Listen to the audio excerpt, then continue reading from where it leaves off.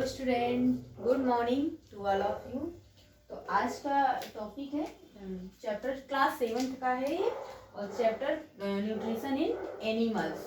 तो एनिमल्स में ह्यूमन का डाइजेशन देखे थे और तो आज हम ह्यूमन का हो गया था। आज करेंगे ग्रास ईटिंग एनिमल, डाइजेशन इन ग्रास ईटिंग एनिमल। मीन्स कि कुछ ग्रास जो एनिमल्स ग्रास खाते हैं उसमें उनका डाइजेशन कैसा होता है। तो grass eating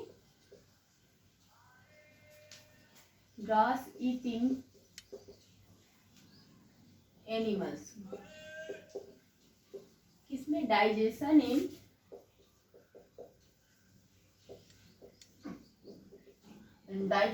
grass eating animals. Grass eating animals में कैसी डाइजेशन होता है। इसके पहले हो गया ह्यूमंस में कैसा होता है, टीथ टंग सबके अलग अलग बता दिया गया आपको। आई थिंक आपको समझ में आ गया होगा। तो ये 7th क्लास का है आज और टॉपिक लास्ट है। चैप्टर भी ये फिनिश होने वाला है। आगे फिर नेक्स्ट पढ़ेंगे फाइबर एंड फैब्रिक पढ़ेंगे।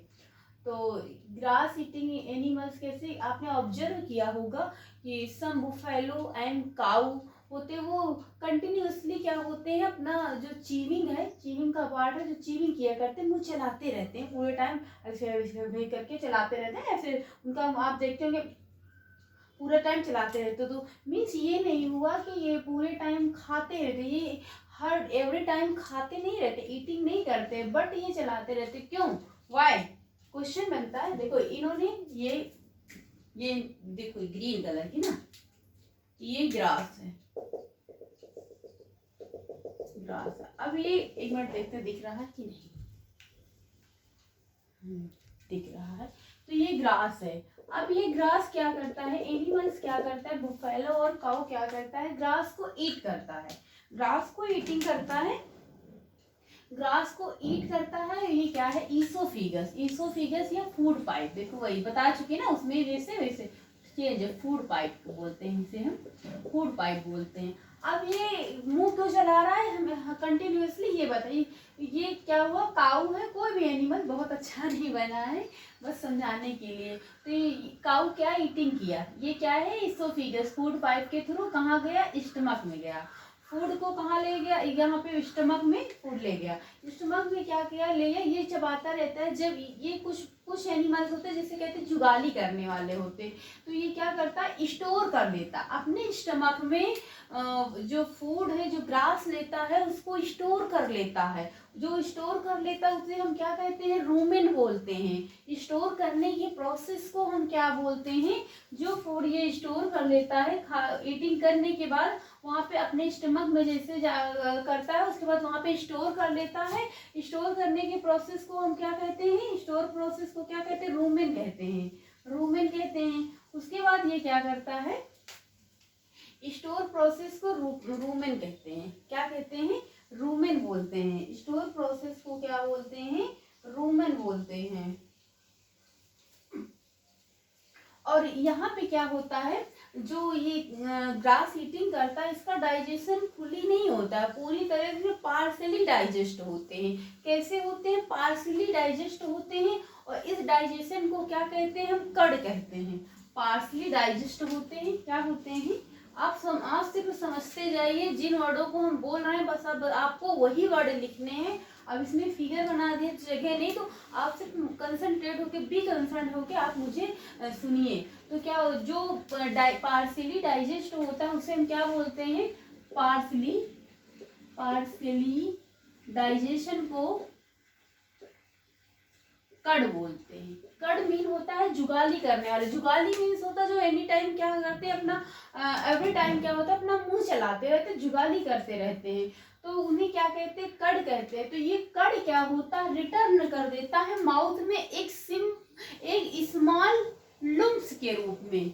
स्मॉल, ये देखो ये क्या है आपका, स्टमक में इन्होंने क्या किया, जो पार्सली डाइजेस्ट हुआ, डाइजेस्ट होने के बाद जो उसे क्या कहते हैं, कड़, जो पार्सली डाइजेस्ट होता है उस प्रोसेस को कड़ कहते हैं। ये कड़ क्या हो गया, रिटर्न कर दिया माउथ में एक स्मॉल लुम्प के रूप में, लुम्स के रूप में, यानी छोटे से टुकड़े या पिंड के रूप में क्या हो गया, मुंह में रिटर्न कर दिया, रिटर्न बैक मार दिया। उसी को एनिमल्स एवरी टाइम जो क्या करते रहते हैं, अपना ईटिंग मुंह चलाते रहते, जुगाली करते रहते हैं, अपना ईटिंग मुंह चलाते रहते। इसीलिए एक बात फिर से समझते हैं कि एनिमल्स जो ग्रास ईटिंग एनिमल्स होते हैं वो अपना जो ग्रास ईटिंग करते हैं ईसोफेगस के थ्रू वो अपने स्टमक में ले जाते हैं, स्टमक में ले जाते हैं, स्टमक में जाता है। उसके बाद वो जो खाते रहते हैं तो उसको स्टोर कहाँ पे करते हैं, यहाँ पे स्टोर कर लेते हैं। पूरा स्टोर पूरी तरह से यहाँ पे डाइजेशन नहीं होता, स्टोर कर लेते हैं। तो उसे हम क्या कहते हैं, रूमेन बोलते हैं। जो स्टोर करने का प्रोसेस होता है स्टमक में अपने स्टोर कर लेते हैं तो उसे हम क्या बोलते हैं, यहाँ पे देखो रूमेन बोलते हैं, रूमेन बोलते हैं। और यहाँ पे क्या होता है, गेट पार्शियली डाइजेस्ट, जो इसका ग्रास होता है वो पूरी तरह से डाइजेस्ट नहीं होता, पार्शियली डाइजेस्ट होता है, उसे हम कड बोलते हैं। और यही जो कड होता है रिटर्न मार देता है स्मॉल लुम्प के रूप में माउथ में, किसके, एनिमल्स के माउथ में। वही क्या करते हैं एनिमल्स, क्या करते हैं उसी को ईटिंग किया करते हैं। वही जो स्मॉल लुम्प्स के रूप में बैक मारते हैं उसी को मुंह चलाते रहते हैं, वही अपना कंटिन्यूअसली ईटिंग किया करते हैं। वो कंटिन्यूअसली खाते नहीं है, ईट नहीं करते हैं, बस वही जो रिटर्न होता है उसी को मुंह चलाते रहते हैं। तो उसे हम क्या ऐसे उस प्रोसेस को क्या कहते हैं, रूमिनेशन बोलते हैं। जो कंटिन्यूअसली अपना ईटिंग किया करते हैं ऐसे प्रोसेस को रूमिनेशन बोलते हैं। क्या बोलते हैं, रूमिनेशन, रूमिनेशन बोलते हैं। और इन एनिमल्स को क्या क्या बोलते हैं, रूमिनेंट बोलते हैं। रूमिनेंट यानी कि जो कंटिन्यूअसली अपना माउथ चलाते रहते हैं इन्हें क्या बोलते हैं, रूमिनेंट बोलते हैं। इस प्रोसेस को रूमिनेशन बोलते हैं। इतना एक बार समझ लीजिए आप।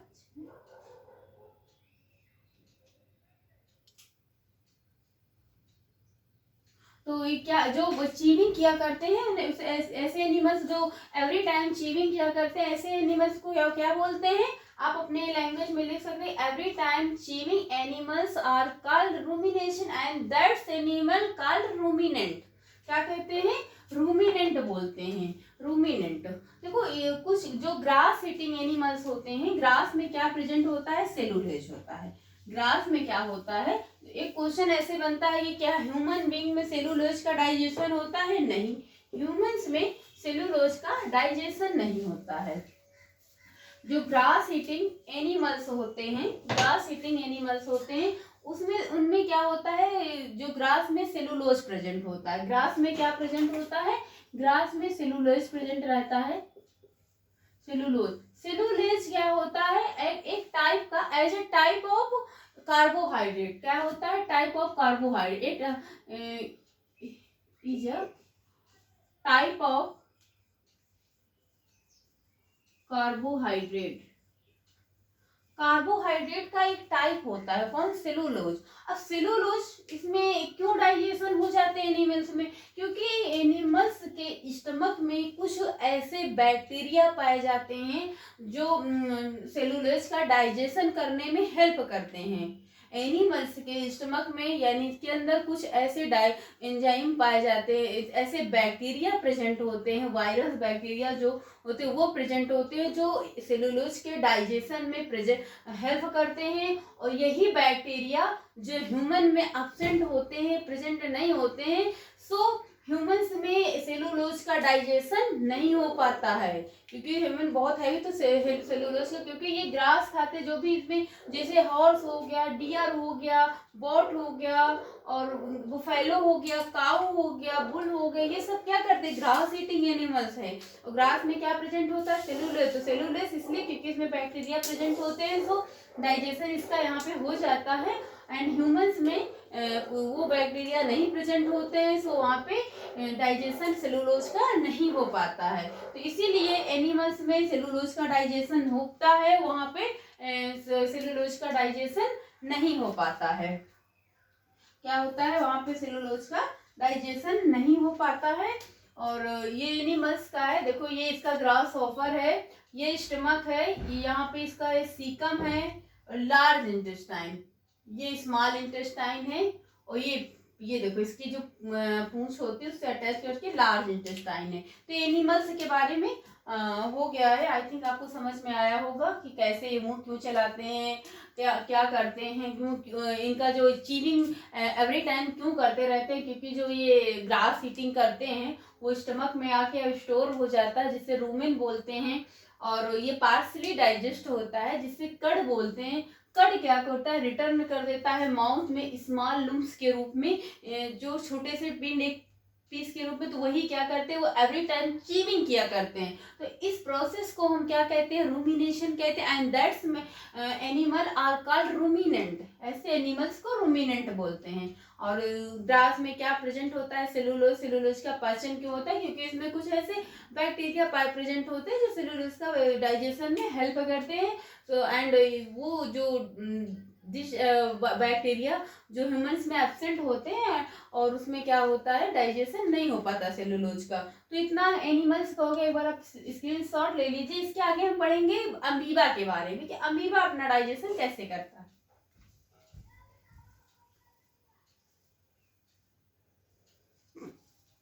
तो इसके आगे हम पढ़ेंगे अमीबा। इतना हो गया होगा। देखो बनाने में कितना टाइम लगता है, इरेज करने में बिल्कुल नहीं। तो आपका आज चैप्टर क्लोज हो गया। 2 चैप्टर ऑलमोस्ट कंप्लीट हो चुके हैं। इसके बाद हम फिर 3rd चैप्टर पढ़ेंगे। 3rd चैप्टर जो है इसमें फाइबर एंड फैब्रिक जो है वो आपके 6th क्लास से भी मैच करता है, एंड 7th क्लास में भी है, 8th क्लास में। तो इसलिए आप एक बार तो पढ़ ही चुके होंगे। अभी आप 7th में पढ़ेंगे, उसके बाद जो 8th में पढ़ेंगे, तो बहुत अच्छे से आपको अच्छे से पढ़ना, क्योंकि तीनों में एक ही सेम चैप्टर हो, वही वो भी। तो अमीबा आपको क्या पढ़ना है, amoeba. AM O sorry spelling गलत। AMO क्या है देखने जरूरी। Amoeba AMOEBA amoeba. गलत नहीं लिखना। तो अमीबा क्या होता है, देखो अमीबा और पैरामीशियम होते हैं, लेकिन बट आपके यहाँ अमीबा ही दिया गया है, पैरामीशियम नहीं है। तो अमीबा, अमीबा शायद पढ़े हैं या नहीं अभी, 6th क्लास का तो नहीं। देखो अमीबा का जो शेप होता है, जो डायग्राम होता है, वो एक जैसे ना होकर वो कई ऐसे ऐसे करके ना। तो अमीबा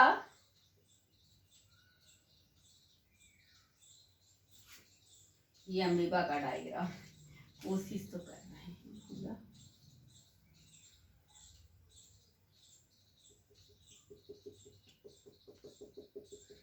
ये अमीबा है। अब अमीबा की डायग्राम से आप अच्छा समझिएगा, यहीं से थ्योरी पूरी निकलेगी। तो आप कोशिश करिएगा, समझने की कोशिश करिए, आप अपने शब्दों में लिखिए। देखो अमीबा क्या होता है, सिंगल सेल्ड होता है। मीन्स इसे हम यूनिसेलुलर कहते हैं। यूनिसेलुलर और मल्टी सेलुलर का मतलब ये होता है, देखो यूनिसेलुलर का मतलब सिंगल सेल से, कोई चीज सिर्फ एक सेल से, सिंगल सेल से मेड होती है, बनी होती है। और मल्टी सेलुलर का होता है मतलब कई सारे cells, many types of cells से मिलकर बना हो। तो अमीबा आपका क्या होता है, यूनिसेलुलर। मीन्स ये सिंगल सेल्ड होता है, सिंगल सेल ऑर्गेनिज्म होता है। कैसा, ये सिंगल, सिर्फ इसमें सिंगल सेल पाया जाता है। तो अमीबा कैसा होता है, सिंगल सेल्ड ऑर्गेनिज्म होता है। ऑर्गेनिज्म सिंगल सेल्ड ऑर्गेनिज्म होते हैं, या फिर आप यूनिसेलुलर बोल सकते हैं। इसका शेप जो होता है कोई डिफिनिट नहीं होता है। इसका शेप क्या होता है, ये अपना शेप और पोजीशन क्या करता है, चेंज करता रहता है। आप अमीबा को किसी एक डायरेक्शन, एक फिक्स फिगर नहीं बना सकते। अमीबा का शेप कभी अलग तरीके से, कभी इस तरह की, कभी कैसे भी हो सकता, क्योंकि इसका कोई शेप और पोजीशन कोई कंफर्म नहीं होती है, कोई डिफिनिट नहीं होता है। क्या होता है अमीबा का, क्या होता है अमीबा इज नॉट डिफिनिट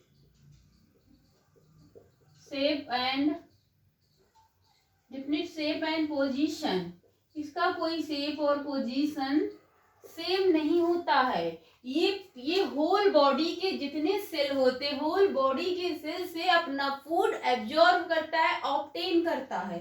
इसका कोई पर्टिकुलर ना इसमें माउथ होता है, इसमें माउथ एब्सेंट होता है।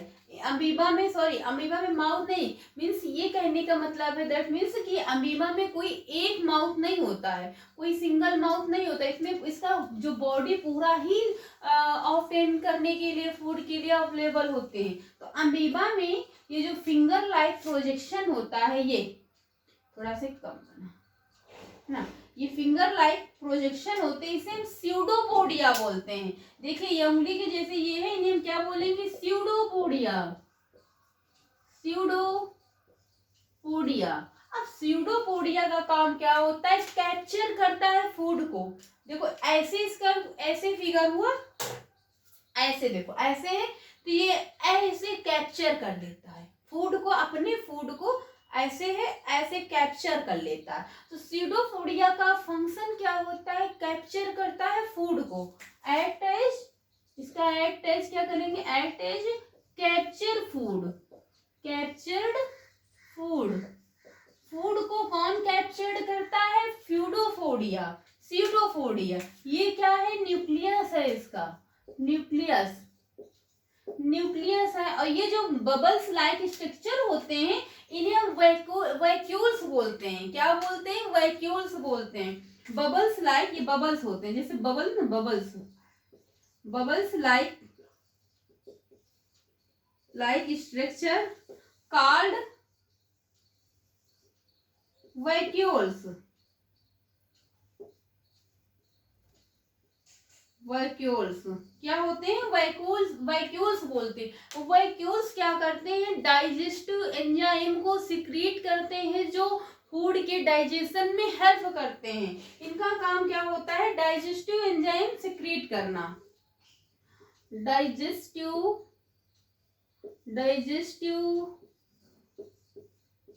एंजाइम सिक्रीट करना ना, सिक्रीट करते हैं, डाइजेस्टिव एंजाइम को सिक्रीट करते हैं। और यही बबल्स जो होते हैं, जो इसमें इजेशन होता है, इजेशन और इंजेशन का मतलब होता है कि इंजेशन मीन्स होता है कि आप जो फूड टेकिंग कर रहे हैं माउथ में, food taking, the process of the food taking into the body. Ingestion यानी कि जो हम ईटिंग करते हैं, फूड को अंदर स्टमक में ले जाते हैं, इस प्रोसेस को हम इंजेशन बोलते हैं। और जो एज अ वेस्ट मटेरियल के फॉर्म में हम बॉडी से बाहर इलिमिनेट करते हैं, उसको हम क्या कहते हैं? इजेशन बोलते हैं। क्या बोलते हैं? इजेशन। तो ये जो वैक्यूल्स होते हैं, ये जो वेस्ट मटेरियल रहता है उसको एलिमिनेट करते हैं आउटसाइड ऑफ द बॉडी। क्या करते हैं? एलिमिनेट करते हैं। वैक्यूल्स क्या करते हैं? एलिमिनेट करते हैं, एलिमिनेट करते हैं, एलिमिनेट वेस्ट मटेरियल को outside of the outside of the body के बाहर निकाल देते हैं, बॉडी के बाहर निकाल देते हैं। वाटर का एब्जॉर्प्शन, और जो फूड है, फूड का एब्जॉर्प्शन, फूड का डाइजेशन एनिमल्स हम लोग क्यों करते हैं? ग्रोथ एंड एनर्जी के लिए। जो इसका डाइजेशन होता है, क्यों? ग्रोथ एंड एनर्जी के लिए। डाइजेशन कोई एनिमल्स क्यों करेगा? ग्रोथ एंड डाइजेशन किस लिए होता है?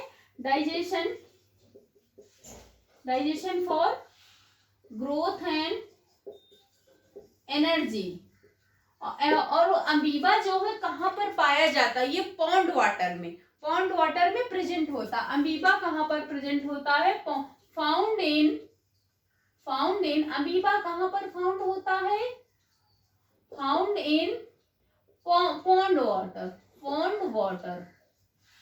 पॉन्ड वाटर में पाया जाता है। कहाँ पर? पॉन्ड वाटर में। तो क्या अगर आपसे यहाँ पे क्वेश्चन पुट अप किया जाए तो अमीबा का शेप कैसे पूछा जाए? What shape of the amoeba, तो आपका क्वेश्चन का आंसर होगा अमीबा इज नॉट एक डिफिनिट शेप एंड पोजीशन। इसका कोई डिफिनिट शेप एंड पोजीशन नहीं होता है, ये कहीं पर ही होता है, इसका पोजीशन नहीं, कहीं पे पॉन्ड में, झील में कहीं भी पाया जाता है। और ये कैसे जो फीड करता है, क्वेश्चन रह गया, ये इनका फूड क्या होता है, माइक्रोस्कोपिक ऑर्गेनिज। इनकी जो फीडिंग होती है, इनका जो फूड होता है वो क्या होता है, माइक्रोस्कोपिक ऑर्गेनिज, यानी मीन्स ये आप कह सकते हैं कि ये बहुत छोटे छोटे चीजों को खाते हैं जो आपको अपना नेकेड आई से नहीं देख सकते, ये आप माइक्रोस्कोप से ही देख सकते हैं। ये बहुत छोटे माइक्रोस्कोपिक ऑर्गेनिज को ये इसका फीडिंग होती है, फीड करता है।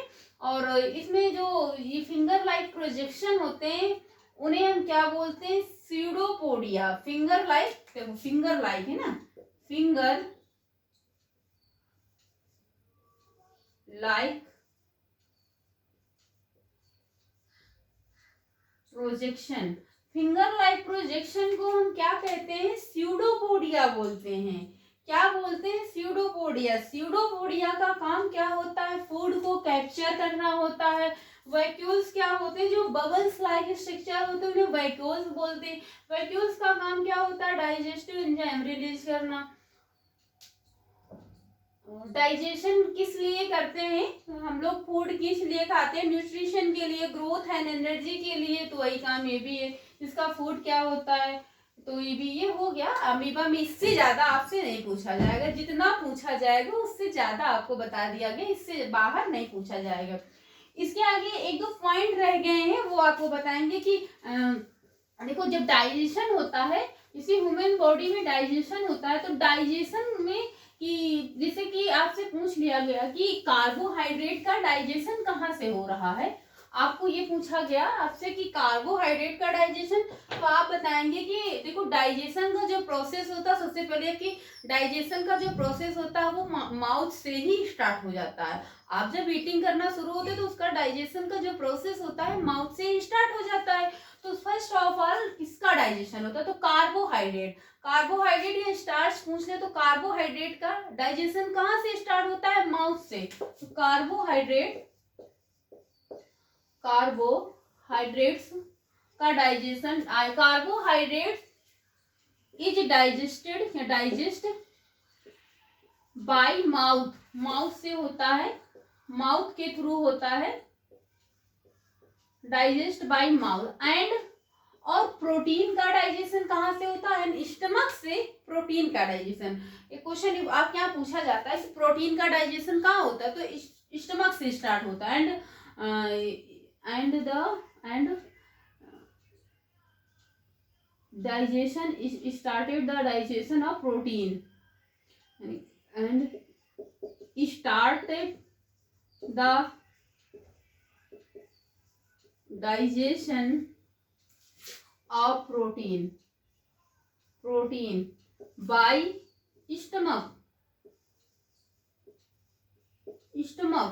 स्टमक से। कहाँ से, प्रोटीन का डाइजेशन कहाँ से स्टार्ट होता है, तो स्टमक से। कहाँ से, स्टमक से प्रोटीन का। आगे कुछ जैसे कि अनडाइजेशन, इतना हो गया। आगे हम पढ़ाएंगे अनडाइजेशन की वजह से या फिर बहुत ज्यादा ओवर फीडिंग करने की वजह से आपको कुछ डिजीज हो जाती है। तो आपके यहाँ जैसे डायरिया है, डायरिया कैसे हो जाता है, डायरिया में होता क्या है,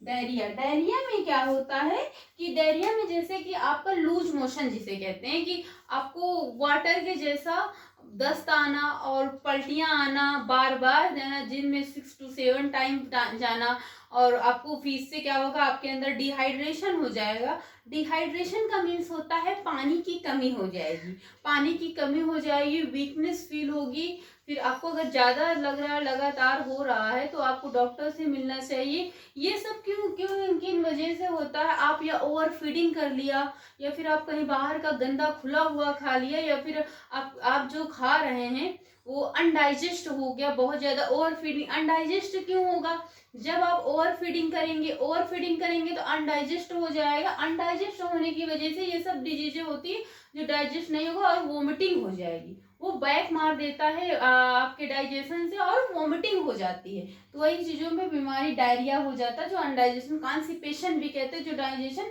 नहीं हो पाता है। तो इन वजह से क्या होता है, डायरिया हो जाता है। डायरिया में ये सब चीजें हैं।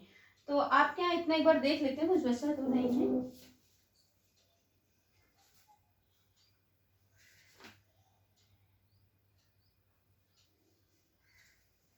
क्या होता है? डायरिया।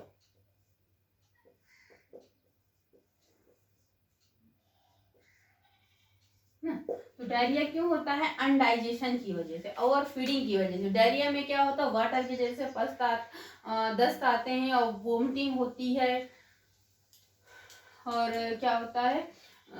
वीकनेस आ जाती है, डिहाइड्रेशन, वाटर की कमी हो जाती है, ये अनडाइजेस्ट की वजह से होता है। जैसे हाँ, एक क्वेश्चन ये बनता है यहाँ पे कि आपसे क्वेश्चन पूछ लिया जाए कि आपको वोमिटिंग क्यों होती है। वोमिटिंग ये आपको ये बताया गया है कि जैसे कि हम एक बार फीडिंग करते हैं तो हमारे फूड पाइप यानी ईसोफेगस के थ्रू फूड कहाँ जाता है? स्टमक में। तो फूड बैक नहीं होता, लेकिन कभी कभी आपको वोमिटिंग हो जाती है। वो क्यों? क्योंकि आपने ओवर फीडिंग कर ली, और आपके स्टमक से गैस्ट्रिक एसिड जो होता है रिलीज होता है, हाइड्रोक्लोरिक एसिड, जिसका काम होता है जो वायरस बैक्टीरिया होते हैं स्टमक में उसको वहां पे डिस्ट्रॉय कर देता है और डाइजेशन में हेल्प करता है। वो एसिड होता है जो एसिडिक मीडियम में होता है।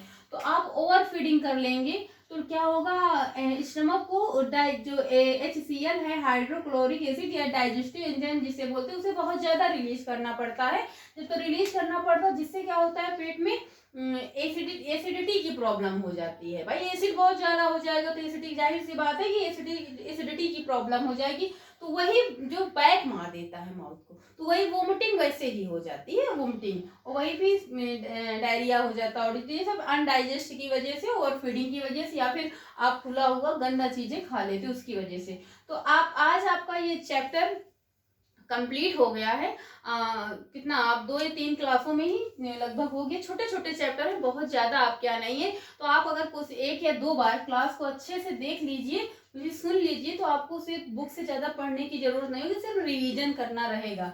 तो आज की क्लास यहीं तक। आगे हम नेक्स्ट चैप्टर पे मिलेंगे, फैब्रिक एंड फाइबर, जो आप 6 क्लास में पढ़ चुके हैं उसी के आगे पढ़ना है। एक बार आप रिवीजन कर लेना और चैनल को लाइक, शेयर और सब्सक्राइब करिए। Thank you class.